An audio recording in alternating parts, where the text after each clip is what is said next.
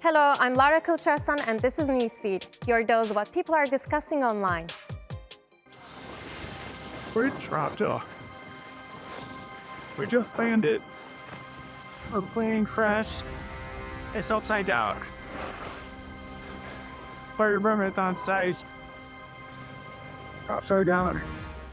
Everyone's talking about that snippet from the ongoing aviation nightmare, with a Delta Airlines flight to Toronto becoming the latest in a string of terrifying incidents. Everything, drop it. Come on. Don't take your video. Step on the right. On the right. All 80 people on board survived, though some sustained serious injuries after the plane crash-landed at Pearson Airport on Monday. Officials are investigating the cause of the crash. The incident took a bizarre turn as the plane flipped upside down and caught fire after a hard landing. The crash happened during a snowstorm that brought strong winds and freezing temperatures. Dozens of flights had already been delayed before the crash. The accident raises a baffling question. How does a plane flip upside down? Even aviation experts are stunned, though they suspect the weather played a role. I don't think I've ever seen footage of a plane upside down like that, and for it to still be intact. This is audio from the control tower. I got no traffic here, so just let me know what you'd like to do. We just had a crash on runway 23 here. Yeah, we've got it. The aircraft is upside down and burning. There was this aviation expert that actually spoke with the Toronto Star on what might have caused the plane to flip. It was quite windy, and Toronto in the winter can be very challenging. And those high winds and with regard to runway alignment, perhaps crosswind components, present certain challenges to the pilots. Could this happen again? For an aircraft to end up, particularly a large transport category airplane, to end up under those circumstances upside down is rather rare. Good to know. Before it considers taking legal action, Mexico wants to hear from Google regarding a dispute over the name of the Gulf of Mexico. The country requested the tech giant to restore the Gulf's name, following US President Donald Trump's declaration that it should be the Gulf of America. Right now, Google Maps shows the Gulf as the Gulf of America in the US, while it's still labeled the Gulf of Mexico in Mexico and in other parts of the world. Mexico argues this violates its sovereignty. After Google updated their maps, Apple quickly followed. But now, there's a new extension of Chrome, whose developers are stepping in to reclaim the title, pushing back against what many see as an unnecessary change. The president of Mexico alleges that Google is inaccurately renaming the continental shelves in North America rather than the Gulf. She is insisting that they rename the portion of the continental shelf that belongs to Mexico and Cuba back to the Gulf of Mexico. She added that the United States continental shelf only extends 22 nautical miles off of the coast.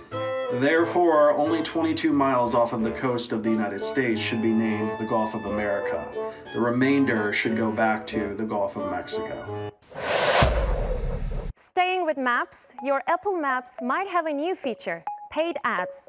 According to Bloomberg, Apple is exploring possible strategies for integrating ads in its Maps app. This isn't the first time Apple is considering this. They've already tried search-based ads in the past, which means when you search for a business or restaurant, the top results might not be the ones closest to you, but rather the ones that paid to be there.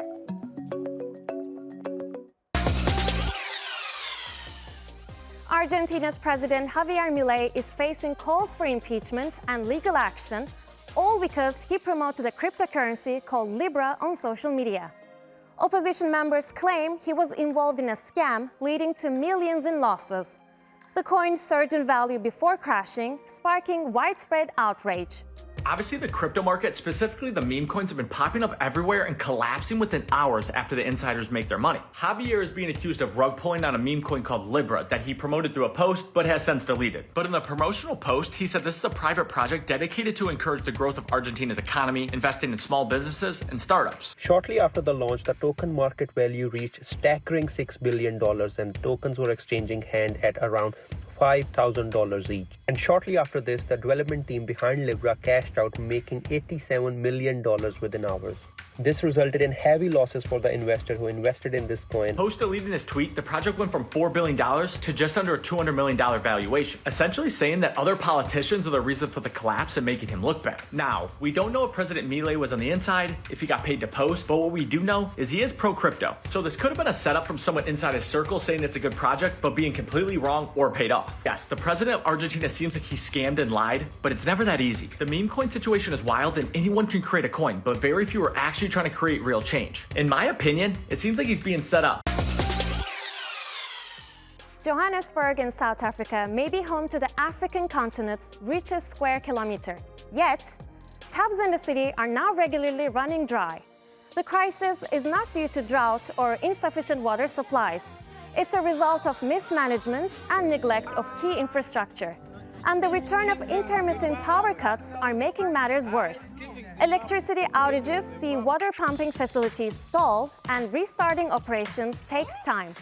This leaves residents without water for hours, and sometimes it's even days and weeks. It's also affected the administration of justice, as courts are often forced to suspend activities. It has been 12 days without water. Rand Water, Joburg Water, Eskom, the government, you guys are all kicking the Christianity out of me because I feel like going down there and swearing at all of you and being violent. How do you not provide a basic need for people? We need water. We have to go through to ensure that we have some sort of water to be able to flush the toilet or to drink.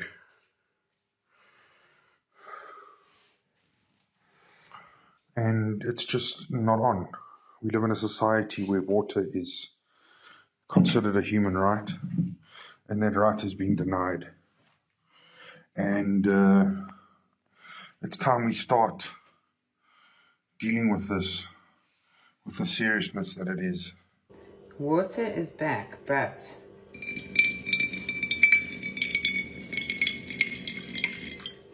it's blue. Joburg is running out of water, but it makes no sense.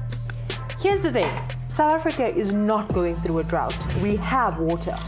The problem is man-made. They should have seen it coming. Basically, half the city's pipes are either leaking or being stolen, and the corrupt and inefficient local government haven't fixed both problems. Plus, people keep moving to Joburg, so they need more water. There's a new dam being built in Lesotho, but they've been building it.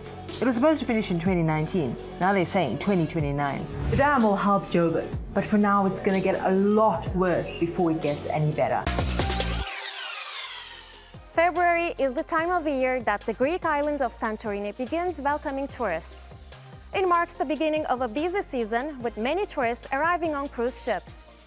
This year, however, tourism is facing some unexpected challenges.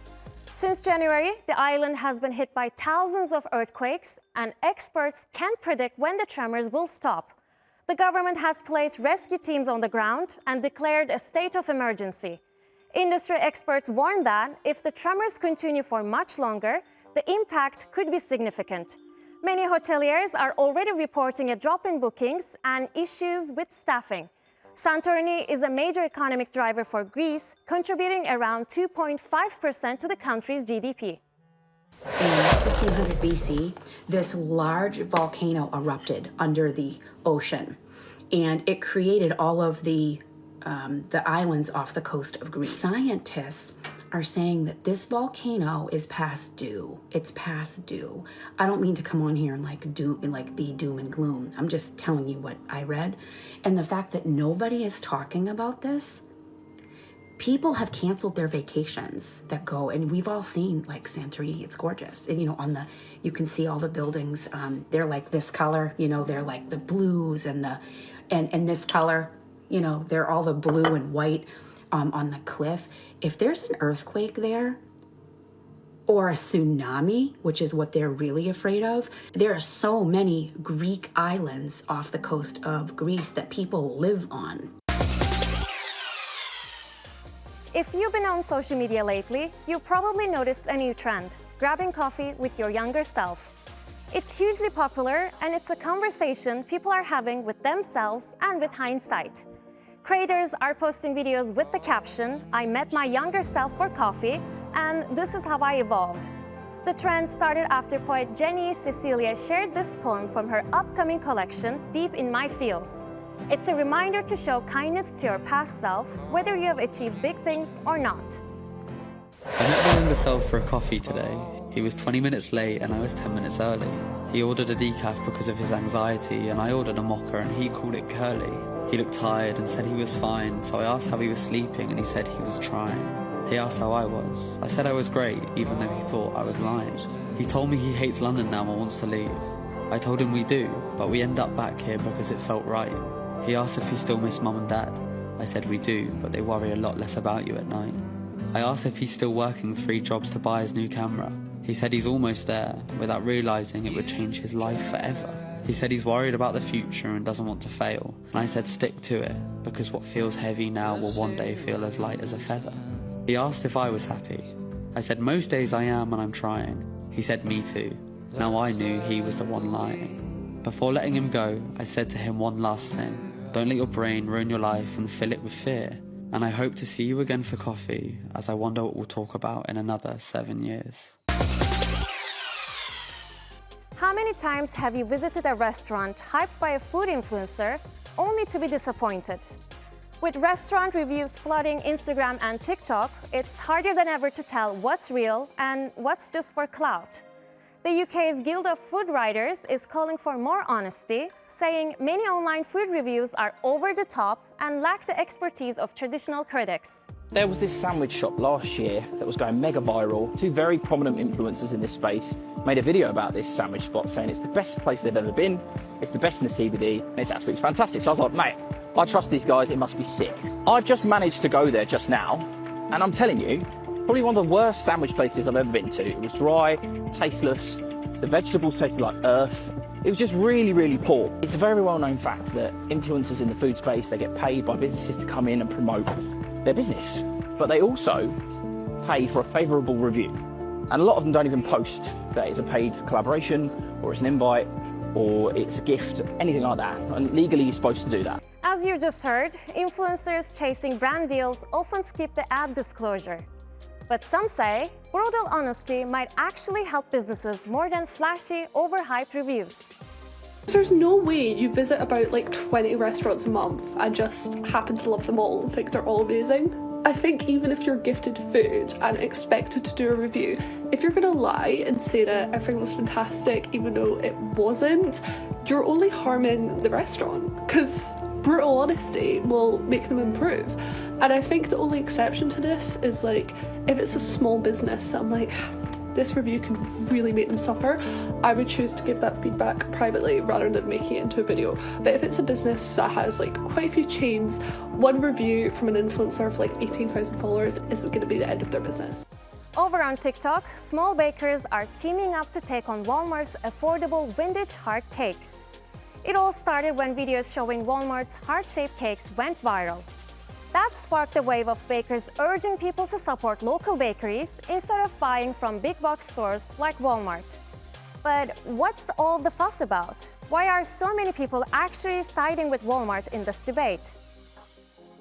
Bakers are now having meltdowns because Walmart has the audacity to offer affordable heart cakes. Now, this cake has been trending all over social media for a while now, and before the grocery stores started offering them, you would have to go to a private bakery to get this type of shape, and they are not cheap. Like, sometimes they can cost $80 or more. Nowadays, you can get that same cake for a fraction of the cost. This one was only $25, and they were promoting these heavily for Valentine's Day. This pissed off a lot of private and at-home bakers, with them saying that, yeah, the Walmart cakes are cheaper, but that's because they're made with cheap exploitative labor, also lower cost, lower quality ingredients, and that they're not that good in comparison to cakes that you can get from them. I just find that highly disrespectful to everybody who puts so much time and effort into their cake. Someone having a birthday cake is a luxury. We have now entered a timeline where a birthday cake is now considered a luxury. And that's our show. Find our latest stuff on YouTube and do subscribe to our channel. See you soon.